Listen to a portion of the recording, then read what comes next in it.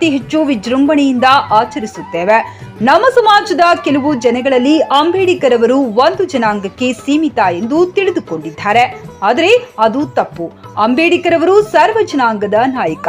ಹಿಂದುಳಿದ ವರ್ಗದ ಜನಾಂಗದ ನಾವೆಲ್ಲರೂ ಅವರು ಕೊಟ್ಟ ಮೀಸಲಾತಿ ಅಡಿಯಲ್ಲಿ ಇದ್ದೇವೆ. ನಾವು ಅಂಬೇಡ್ಕರ್ ಅವರನ್ನು ಬರೀ ಫೋಟೋ ಅಥವಾ ಪೂಜೆಗೆ ಮಾತ್ರ ಸೀಮಿತವಾಗಬಾರದು. ಅವರು ಹಾಕಿಕೊಟ್ಟ ತತ್ವ ಸಿದ್ಧಾಂತಗಳನ್ನು ಅಳವಡಿಸಿಕೊಳ್ಳಬೇಕೆಂದು ತಿಳಿಸಿದರು.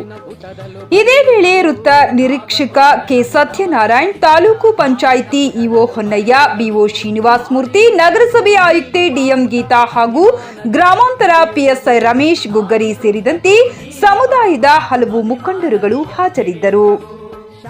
ಚರ್ಚಿಸಿದ್ದೀವಿ. ಅಂಬೇಡ್ಕರ್ ಅನ್ನೋದು ಕೇವಲ ಒಬ್ಬ ವ್ಯಕ್ತಿಯಲ್ಲ, ಅದೊಂದು ವ್ಯಕ್ತಿತ್ವ.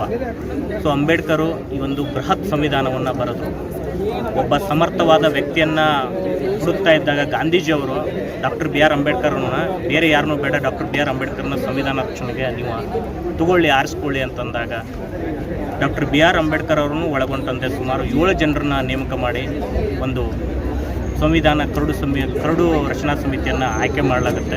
ಕಾರಣಾಂತರಗಳಿಂದ ಸುಮಾರು ಜನರು ಅದನ್ನು ಬಿಟ್ಟು ಹೋಗ್ತಾರೆ. ಆದರೆ ಮೊದಲೇಂದು ಹಿಡಿದು ಕೊನೆ ತನಕನೂ ಡಾಕ್ಟರ್ ಬಿ ಆರ್ ಅಂಬೇಡ್ಕರ್ ಅವರು ಒಬ್ಬರೇ ಅದನ್ನಿದ್ದು ಅದನ್ನೆಲ್ಲ ಸಂವಿಧಾನವನ್ನು ಬರೀತಾರೆ.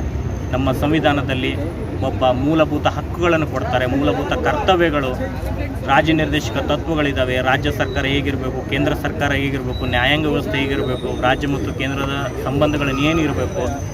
ಆಮೇಲೆ ಅನೇಕ ಆಯೋಗಗಳನ್ನು ಕೂಡ ಸಂವಿಧಾನಾತ್ಮಕ ಆಗಿರಲಿ ಅನೇಕ ಆಯೋಗಗಳನ್ನು ಕೂಡ ಮಾಡಿದ್ದಾರೆ ಜನರಿಗೆ ಅನುಕೂಲ ಆಗಲಿ ಅಂತ. SC/ST ಕಮಿಷನ್ ಇರ್ಬೋದು, ನಮ್ಮ UPSC ಇರ್ಬೋದು, ಎಲೆಕ್ಷನ್ ಕಮಿಷನ್ ಇರ್ಬೋದು, ಮಾನವ ಹಕ್ಕುಗಳ ಆಯೋಗ ಇರ್ಬೋದು, ಮಹಿಳಾ ಅನೇಕ ಆಯೋಗಗಳನ್ನ ಇದನ್ನು ಮಾಡಿದ್ದಾರೆ. ಇವತ್ತು ನಮ್ಮ ಸಂವಿಧಾನ ಹೇಗಿದೆ ಅಂತಂತಂದರೆ ಎಲ್ಲರಿಗೂ ಸಮಾನತೆಯನ್ನು ಒದಗಿಸುವಂಥದ್ದು, ಅನೇಕ ಹಕ್ಕುಗಳನ್ನು ಕೊಟ್ಟರು, ಸಮಾನತೆ ಹಕ್ಕನ್ನು ಕೊಟ್ಟರು, ಸ್ವಾತಂತ್ರ್ಯದ ಹಕ್ಕನ್ನು ಕೊಟ್ಟರು, ಧಾರ್ಮಿಕ ಸ್ವಾತಂತ್ರ್ಯದ ಹಕ್ಕನ್ನು ಕೊಟ್ಟರು, ಶೋಷಣೆ ವಿರುದ್ಧದ ಹಕ್ಕು ಕೊಟ್ಟರು, ಸಂವಿಧಾನಬದ್ಧ ಪರಿಹಾರದ ಹಕ್ಕನ್ನು ಕೊಟ್ಟರು, ಅನೇಕ ಹಕ್ಕುಗಳನ್ನು ಕೊಟ್ಟಿದ್ದಾರೆ. ಮೂಲಭೂತ ಕರ್ತವ್ಯಗಳನ್ನು ಕೂಡ ನಮಗೆ ಕೊಟ್ಟರು.